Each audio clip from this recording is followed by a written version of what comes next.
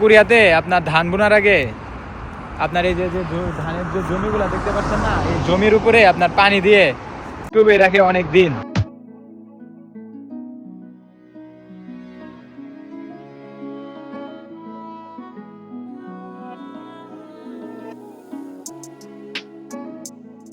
আজব বিষয় না?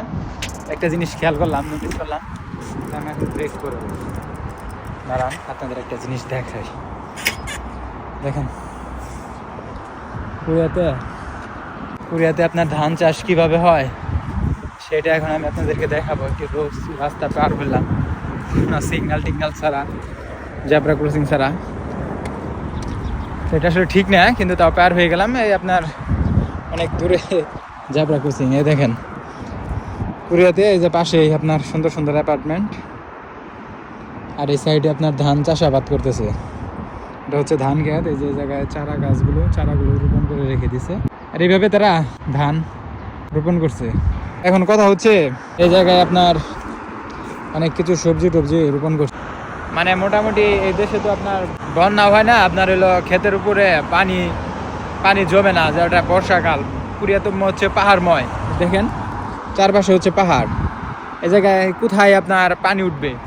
তাই তারা ক্ষেতের উপরে পুলি জমানোর জন্য আপনি দেখেন সুন্দর একটু চার সাইড দিয়ে উঁচা করে রেখে দিছে। এগুলা পানি জমাইয়া মানে পুকুরের মতো করে রেখে দেয়, পানি অনেক দিন থাকে আর কি।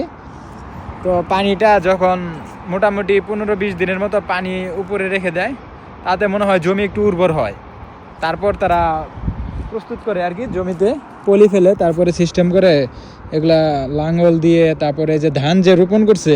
আপনার কোরিয়াতে কিন্তু হাত দিয়ে ধান বুনেও না, ধান কাটেও না। এখন তো বাংলাদেশে তো প্রযুক্তি চলে গেছে, কিন্তু কোরিয়াতে সব কিছুই আপনি এগুলা হাল চাষ থেকে শুরু করে সব কিছুই আপনার সব মেশিনের মাধ্যমে তারা ধান রোপণও করে। বাংলাদেশে তো এখন ধান কাটা শুরু করছে মেশিন দিয়ে, ইনশাল্লাহ খুব কয়েক জায়গায় দেখলাম যে উদ্বোধন করছে বাংলাদেশেও, যে মেশিন দিয়ে ধান চারা রোপণ, কিন্তু মোটামুটি সব জায়গায় হয়ে যাবে। কোরিয়াতে এগুলো ধান রোপণ করে মেশিন দিয়েই। আর এই পাশে হচ্ছে আপনার সবজি ক্ষেত বুনছে, এটাই ভালো লাগে। দেখেন কত সুন্দর সবকিছু পরিপাটি, পাশেই তাদের বাসা অ্যাপার্টমেন্ট, আর সাইডে হচ্ছে তাদের সবজি ক্ষেত, ধান ক্ষেত। আসলে আমাদের বাংলাদেশের কৃষকদেরকে অনেক অবহেলার চোখে দেখা হয়, বা যারা ধান টান চাষ করে তাদেরকে মানে অন্য নজরে দেখা হয়। কিন্তু আপনি কোরিয়া বলেন আর যে জায়গায় বলেন, ধান চাষ করা বা সবজি চাষ করা এগুলা অন্য চোখে দেখা হয় না। এগুলা যাদের আছে তারা মনে হয় বিশাল বড় বড় শিল্পপতি কোটিপতির মতো।